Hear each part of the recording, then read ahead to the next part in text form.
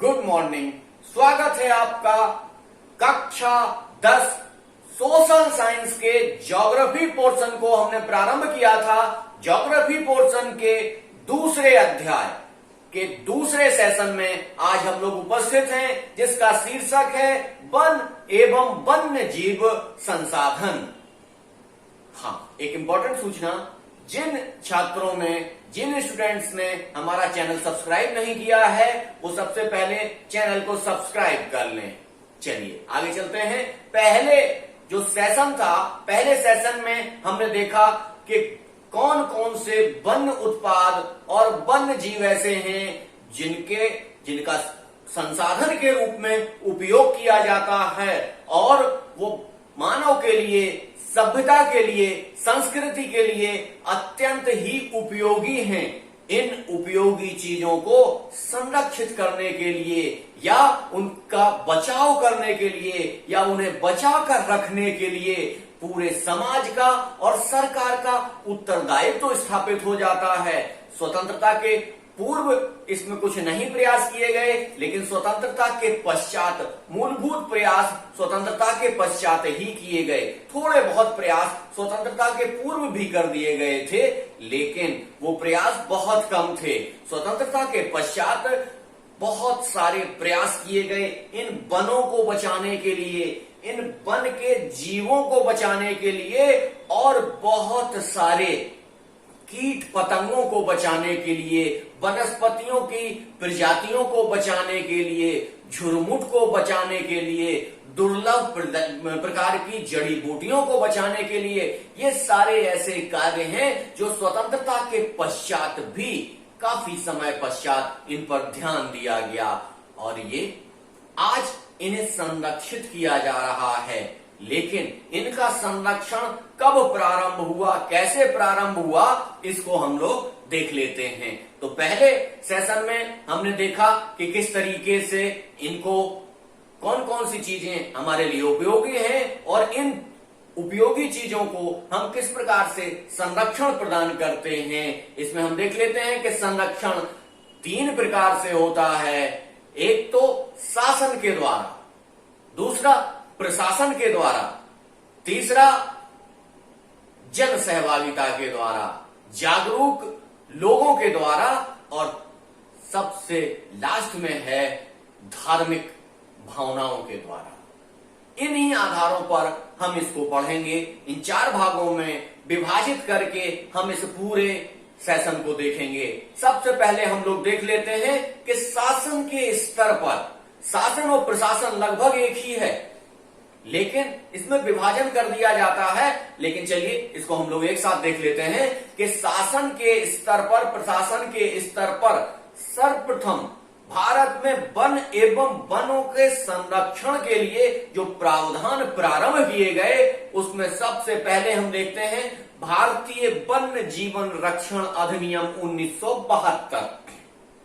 1972 में ऐसा देखा गया कि वनों को और वन्य जीव संसाधनों को बचाने के लिए, उनकी रक्षा करने के लिए, उन प्रजातियों की रक्षा करने के लिए एक अधिनियम बनाया गया, एक कानूनी दायरा तैयार किया गया कि यदि कोई नागरिक या कोई जीव दूसरे जीव को हानि पहुंचाता है तो उसको कैसे रोका जाए। यदि वो समझदार नागरिक है तो उसको कानूनी दायरे में लाया गया कि वो व्यक्ति इन संसाधनों को हानि ना पहुंचाए, इन संसाधनों के साथ खिलवाड़ ना कर सके। सबसे पहले हम लोग देख लेते हैं कि इस समय कौन कौन सी चीजों को संरक्षण प्रदान किया गया और वो कौन कौन से जीव जंतु थे जिनको इसमें संरक्षण प्रदान किया गया। इसमें सबसे पहले है बाघ। बाघ को संरक्षण प्रदान किया गया। दूसरा है एक सींग वाला गैंडा। गैंडा आपने सुना होगा, एक सींग वाला गैंडा। फिर है कश्मीरी हिरण। तीसरा है मगरमच्छ। मगरमच्छ की 3 प्रजातियों को इसमें संरक्षण प्रदान किया गया। कौन कौन से? स्वच्छ पानी वाले मगरमच्छ, खारे पानी वाले मगरमच्छ और घड़ियाल। इन तीनों को इसमें संरक्षण प्रदान किया गया। और कुछ समय पूर्व या इसके कुछ समय पूर्व ये हो जाने के पश्चात कुछ समय पूर्व भारतीय हाथी, काला हिरण, चिंकारा, हिम तेंदुआ के व्यापार पर रोक लगा दी गई और इन्हें पूरी तरीके से संरक्षित कर दिया गया, कानून के दायरे में रख दिया गया। अब देख लीजिए कि किस तरीके से इनका विघटन हो रहा था, किस तरीके से इन पर प्रहार किया जा रहा था और किस तरीके से ये समाप्त होते चले जा रहे थे। सबसे पहले हम लोग देखेंगे बाघ परियोजना। बाघ परियोजना जो 1973 में लागू की गई। इसमें सबसे पहले देख लेते हैं कि 1973 में 5500 यानी कि 55,000 से घटकर बाघों की संख्या 1827 रह गई थी। 1827 रह गई थी। बाघों की संख्या हमारे देश में 55,000 थी और 1973 में जब इनकी गिनती की गई तो इनकी संख्या 1827 पाई गई, यानी कि बहुत तेजी से इनका विनाश होता चला जा रहा था। अब आपको एक चीज और जानकारी कर लेनी चाहिए कि भारत और नेपाल में विश्व के 2/3 बाघों को आवास उपलब्ध कराया जाता है, यानी कि ये क्षेत्र 2/3 बाघों का प्राकृतिक आवास है। प्राकृतिक आवास के रूप में यहां घर बनाकर बाघ रहते हैं, लेकिन इन आवासों पर या इन वनों पर कुछ ऐसी स्थितियां आ गई कि वो बाघ तेजी से कम होते चले जा रहे थे। इस बाघ परियोजना के अंतर्गत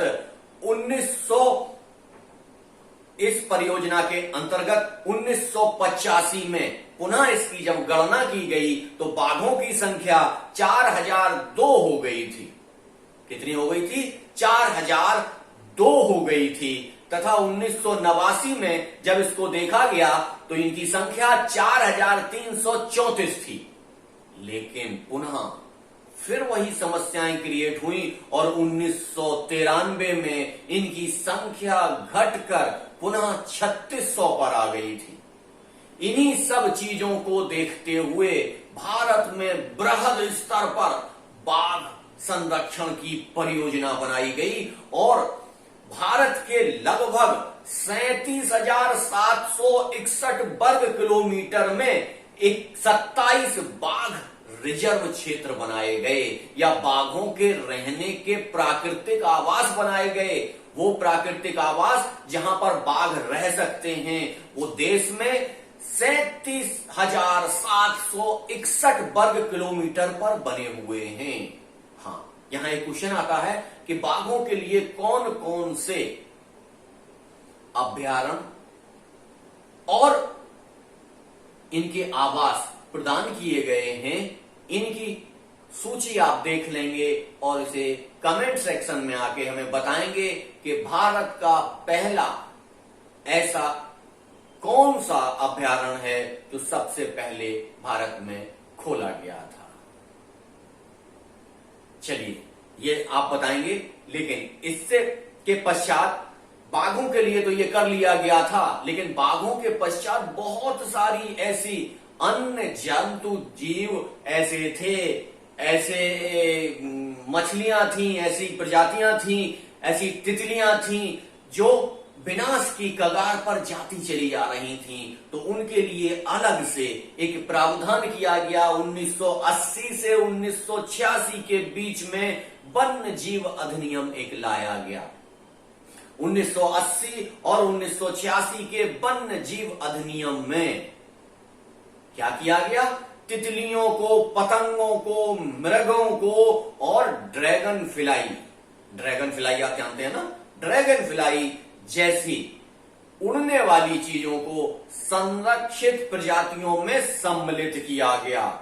1951 इसी श्रेणी में जब हम चल रहे हैं कि शासन और प्रशासन के द्वारा क्या कार्य किए गए हैं, रिजर्व जो क्षेत्र बनाए जाते हैं, जीव अभयारण्य बनाए जाते हैं, पक्षी अभयारण्य बनाए जाते हैं, सेंचुरी बनाई जाती हैं, ये सारी चीजें सरकार के द्वारा और प्रशासन के द्वारा की जाती हैं। 1991 में पौधों की 6 प्रजातियों को संरक्षित सूची में सम्मिलित किया गया। पौधों की 6 प्रजातियों को भी इस संरक्षित सूची में जगह दी गई और उनको संरक्षित करने का प्रयास किया गया। तो आप देखिए कि जीवों का संरक्षण प्रदान किया गया, फिर पक्षियों का संरक्षण प्रदान किया गया, फिर तितलियों का संरक्षण प्रदान किया गया, फिर वनस्पतियों का संरक्षण प्रदान किया गया और वनस्पतियों के संरक्षण के पश्चात पूरे के पूरे वनों को संरक्षण प्रदान किया गया। इन वनों को जो संरक्षण प्रदान किया गया, संपूर्ण वनों को 3 भागों में विभाजित कर दिया गया। नंबर 1, इनको केवल आप ऐसे समझ लीजिए कि पहले वन वो हैं जिन्हें हम आरक्षित श्रेणी के वन मानते हैं, दूसरी श्रेणी के वन जिन्हें हम रक्षित श्रेणी के वन मानते हैं, और तीसरी श्रेणी के वन वो वन हैं जो अवर्गीकृत वन की श्रेणी में आते हैं, जिनको वर्गीकृत नहीं किया गया है। अब आप देख लीजिए आरक्षित श्रेणी के वन और रक्षित श्रेणी के वन कौन कौन से हैं। आरक्षित श्रेणी और रक्षित श्रेणी वो इंपॉर्टेंट जगह हैं, वो इंपॉर्टेंट क्षेत्र हैं जहां पर बहुत अधिक महत्व की जड़ी बूटियां और पौधे पाए जाते हैं। उन महत्वपूर्ण जड़ी बूटियों और पौधों को संरक्षित करने के लिए इन आरक्षित और रक्षित वनों की व्यवस्था की गई। इसके पश्चात जो वन बचे उनको अवर्गीकृत वन के रूप में रख दिया गया कि उनका भी वर्गीकरण नहीं हो पाया है। उनको देखा जाएगा, उनको समझा जाएगा, यदि बहुत महत्व की चीजें वहां पर मिलेंगी तो उनको भी इसी श्रेणी में वर्गीकृत या रक्षित वन की श्रेणी में रख दिया जाएगा। अब हम लोग देख रहे हैं कि ये तो जो प्रयास चल रहा था ये शासन स्तर से चल रहा था, लेकिन यदि सारे कार्य शासन करेगा, प्रशासन करेगा, सरकार करेगा, तब ये कार्य संपूर्ण नहीं हो पाता है जब तक इसमें जन भागीदारी सम्मिलित ना हो। तो इसमें सबसे पहले हम लोग देख लेते हैं कि जनता की भागीदारी के साथ जंगलों को किस तरीके से बचाने का प्रावधान किया गया, समुदाय किस प्रकार से वनों के संरक्षण के प्रति जागरूक हुआ और उसने किस तरीके से वनों को बचाने का प्रयास किया। इसमें हम देख लेते हैं उत्तराखंड में चिपको आंदोलन, उत्तराखंड में मैती आंदोलन, उत्तराखंड में बीज बचाओ आंदोलन। ये सारे के सारे आंदोलन, जैसे कि चिपको आंदोलन गौरा देवी और सुंदरलाल बहुगुणा जी के द्वारा प्रारंभ किया गया। ये एक ऐसा आंदोलन था कि ये पेड़ों को काटने के लिए मना करते थे। एक कंपनी को सरकार ने ठेका दे दिया था। उस समय उस ठेकेदार से पेड़ों को बचाने के लिए महिलाएं जाके उस पेड़ से लिपट जाती थी और कहती थी अगर आपको पेड़ काटना है तो पहले हमें काटना पड़ेगा, तब आप पेड़ काट पाएंगे। ऐसी स्थितियों में वन को संरक्षण प्रदान किया गया। और दूसरा उत्तराखंड का महत्वपूर्ण आंदोलन जो इस समय बहुत तेजी से चल रहा है उसको कहा जाता है मैती आंदोलन। मैती आंदोलन के श्री कल्याण सिंह रावत जी को इस समय कई देशों में जाना जाता है इस आंदोलन के लिए, और उन्हें इसके लिए बहुत बड़े बड़े पुरस्कार भी प्राप्त हो चुके हैं। पेशे से एक शिक्षक थे और शिक्षक होने के नाते इन्होंने जन जागरूकता का अभियान फैलाया, लोगों को जन जन को जागृत किया और एक ऐसी भावना के तहत इन्होंने पर्यावरण को और वनों को संरक्षित करने के लिए इनका जो ध्येय वाक्य है वो बहुत ही इंपॉर्टेंट है, बहुत ही दार्शनिक है, बहुत अच्छी सोच के साथ है। इन्होंने कहा क्या कि मैती आंदोलन का जो मूल वाक्य है उसमें कहा जाता है कि जब लड़की की शादी होती है, जब बेटी की शादी होती है, तो बेटी की शादी के समय बेटी और उसका पति मिलकर उसके घर पर एक पेड़ लगाती है, एक पौधा लगाती है, एक वृक्ष का रोपण करती है और उस वृक्ष के रोपण करने के पश्चात वो अपने ससुराल चली जाती है। माता और बेटी का जो एक रिश्ता होता है, इस रिश्ते के तहत वो अपनी बेटी को याद करते हुए उस बेटी की मां लगातार उस पौधे में पानी डालती है, उसको संरक्षित करती है और उसको बड़ा करती है, इस याद में कि ये हमारी बेटी ने शादी के समय लगाया था, हमारी बेटी और दामाद ने शादी के समय इसको लगाया था, तो इसको जिंदा रखना अति आवश्यक है। उनकी भावनाओं के साथ जुड़ जाता था और इस भावनाओं के साथ मिलकर पहले तो ये उत्तराखंड में चला, अब पूरे देश में चल रहा है। पूरे देश में ही नहीं, ये अंतरराष्ट्रीय स्तर पर चलने वाला एक आंदोलन है। मैं मिल चुका हूं इनसे, श्री कल्याण सिंह रावत जी से हमारी मुलाकात हुई उत्तराखंड में। बहुत ही अच्छे और सुलझे हुए व्यक्ति हैं जिन्होंने एक इतने बड़े आंदोलन को खड़ा कर दिया। जितनी प्रशंसा की जाए उनकी उतना ही अच्छा है। इसके बाद एक अन्य आंदोलन है बीज बचाओ आंदोलन, जो टिहरी उत्तराखंड में चला। ये सारे आंदोलन वन को बचाने के लिए या पर्यावरण को बचाने के लिए किए गए जनता के द्वारा बहुत ही महत्वपूर्ण आंदोलन हैं, जो जनता ने जन सहभागिता के कारण मिलकर वनों को बढ़ाने का प्रयास किया, वनों को बढ़ाने के लिए एक आंदोलन चलाया, जो कि आज बहुत लाभकारी सिद्ध हो रहा है।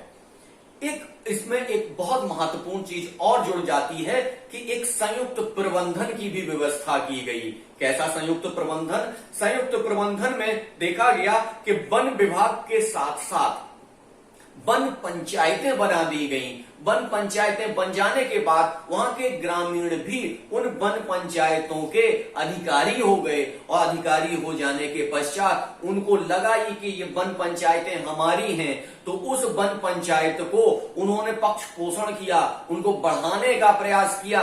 और ये देख लीजिए कि यहाँ प्रतिस्पर्धा की भावना भी डेवलप हुई। कैसे प्रतिस्पर्धा? कि एक गांव पर ग्राम पंचायत की या वन पंचायत की अगर विस्तार हो रहा है, तो दूसरे गांव के दूसरे वन पंचायत के लोग भी अपनी वन पंचायत को डेवलप करते हैं, उसको बढ़ाते हैं, तो एक प्रतिस्पर्धा स्थापित हो गई।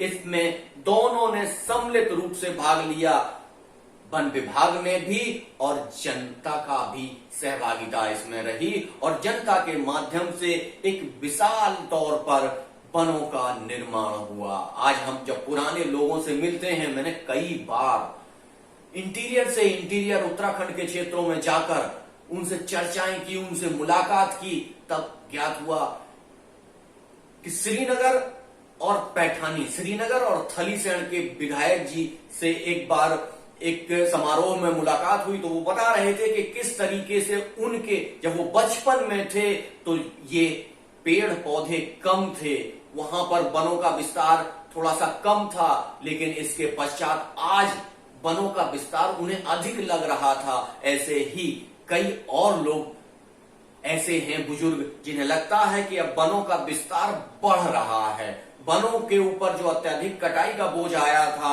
या उनका संरक्षण नहीं हो पा रहा था, वो संरक्षण अब हो पा रहा है।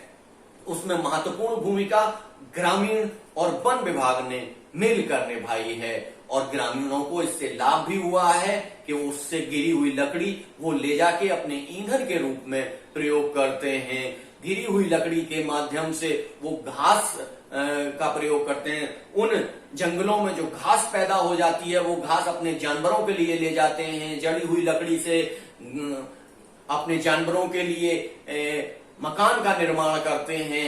ये सारी चीजों पर उनका जब अधिकार हो गया, तब उन्होंने इन चीजों को विकास करना प्रारंभ कर दिया, उसमें सक्रिय भागीदारी निभाई।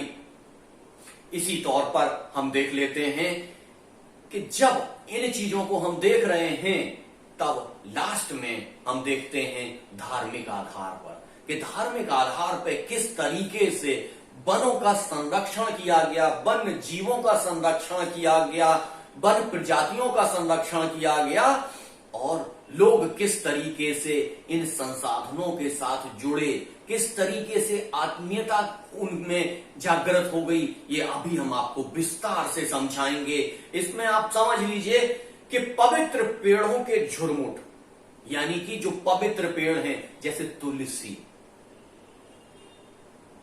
तुलसी को एक पवित्र पेड़ मानते हुए, जैसे कदम्ब, महुआ, इमली, आम, पीपल, बट वृक्ष, ये सारे के सारे वृक्षों में कहीं ना कहीं ईश्वर के अवतार के रूप में इनको देखा जाता है, इसलिए इनको विशेष संरक्षण प्रदान किया जाता है। धार्मिक भावनाएं जुड़ी होती हैं, इन्हीं धार्मिक भावनाओं के जुड़े होने के साथ इन पेड़ों को काटने नहीं दिया जाता है और इन पेड़ों का विशेष तौर से संरक्षण किया जाता है। जैसे आप देख लीजिए कि इमली और आम झारखंड में शादी के समय लगाए जाते हैं। महुआ और कदम को जनजातीय क्षेत्रों में बहुत महत्वपूर्ण भूमिका दी जाती है, बहुत महत्वपूर्ण माना जाता है। और पीपल और बट वृक्ष को हमेशा पूजा के रूप में देखा जाता है, पूजा करने वाले वृक्षों के रूप में देखा जाता है। तुलसी हर घर हर आंगन में लगी होती है।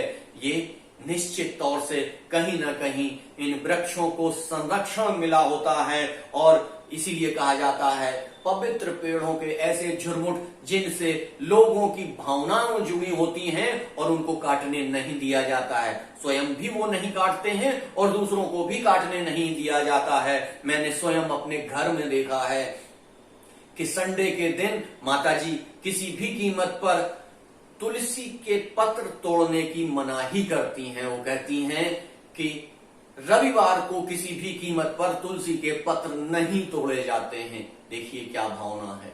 सुबह और शाम तुलसी जी की आरती की जाती है, तो किस प्रकार से जीवन और पेड़ों को मिलाया गया है, किस तरीके से आस्था के माध्यम से पेड़ों का संरक्षण किया जाता है और पर्यावरण को शुद्ध किया जाता है। इन्हीं आधार इसी आधार पर धार्मिक आधार पर हम पेड़ों का ही संरक्षण नहीं करते हैं बल्कि जीव जंतुओं का भी संरक्षण करते हैं। जैसे आप देखिए कि किसी भी मंदिर के आसपास आपको बंदर देखने को जरूर मिल जाएंगे। बंदरों का संरक्षण किया जाता है, बंदरों को खाने के लिए दिया जाता है और माना जाता है कि उनमें भगवान का दृश्य दिखाई देता है, भगवान के रूप में उन्हें स्वीकार किया जाता है।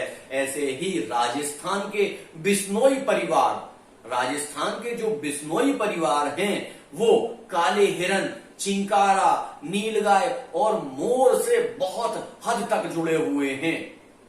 ऐसे जुड़े हुए हैं वो कहते हैं हमारे बच्चे को मार दीजिए लेकिन इस चिंकारा को मत मारिए।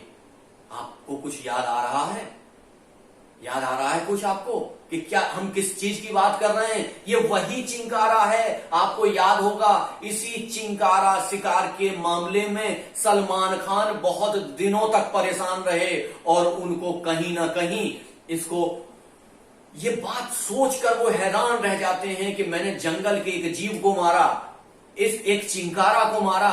इस चिंकारे के जो हमने मार के या उसका आखेट करके एक खेल खेल रहे थे हम, तो हमें तो जानकारी ही नहीं थी। लेकिन राजस्थान के बिश्नोई समाज ने इस पर इतनी तीखी प्रतिक्रिया की कि सलमान खान को कई बार इसमें जेल जाना पड़ा और जेल जाने के पश्चात सलमान खान जैसे बड़े हीरो को इसमें जेल तक जाना पड़ा एक चिंकारा के शिकार के मसले पर।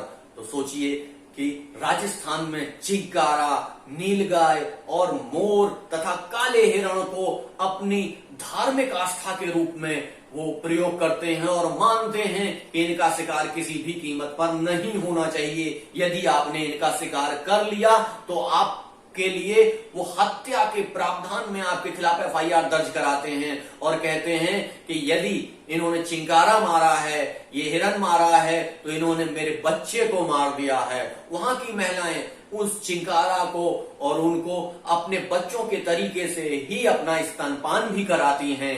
कई बार ऐसा डॉक्यूमेंट्री में दिखाया गया है कि बिश्नोई समाज के लोगों की जो महिलाएं हैं वो चिंकारा को स्तनपान कराते हुए भी दिखाया गया है। तो सोचिए ऐसे विस्तृत दर्शन के साथ हम लोग वन तथा वन्य जीवों का संरक्षण कर रहे हैं। तो भारत में स्थितियां पूरी तरीके से वन और वन्य जीव संसाधन के संरक्षण के लिए उपयुक्त हो गई हैं। अब हमने आपको देखिए क्या बताया था।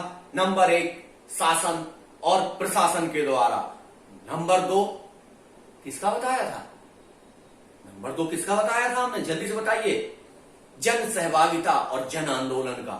नंबर 3 हमने किसका बताया था? धार्मिक आंदोलन का, धार्मिक प्रवृत्तियों का, धार्मिक मान्यताओं का। और इसमें कुछ जैन संत तो ऐसे भी आते हैं, वो कहते हैं छोटा सा तिनका भी नहीं जाना चाहिए हमारे खाने में, तो वो पानी भी छान के पीते हैं। वो कहते हैं बैक्टीरिया और वायरस भी इसमें नहीं जाना चाहिए, उसके अंदर भी जीव होता है। तो इस तरीके से, जैसे आपने देखा होगा जैनों का एक जो उत्सव मनाया जाता है, उस उत्सव के समय में मुंबई में पूरे तरीके से मीट की दुकानों को बंद कर दिया जाता है। कहा जाता है इस समय आपकी मीट की दुकानें नहीं चल सकती हैं, ना किसी भी जीव की हत्या हो सकती है। तो ऐसी आस्थाओं और ऐसी मान्यताओं के साथ भारत में वन जीव और वन्य जीवों का संरक्षण, वन का भी संरक्षण कर रहे हैं, रक्षित वन, आरक्षित वन, अवर्गीकृत वन के माध्यम से उनका भी संरक्षण कर रहे हैं और वन पंचायत के माध्यम से उनको बढ़ा भी रहे हैं। ये सारी चीजें करते हुए इनका विकास कर रहे हैं। आज का टॉपिक यहीं तक, इसमें इससे ज्यादा आपको जानने की आवश्यकता नहीं है।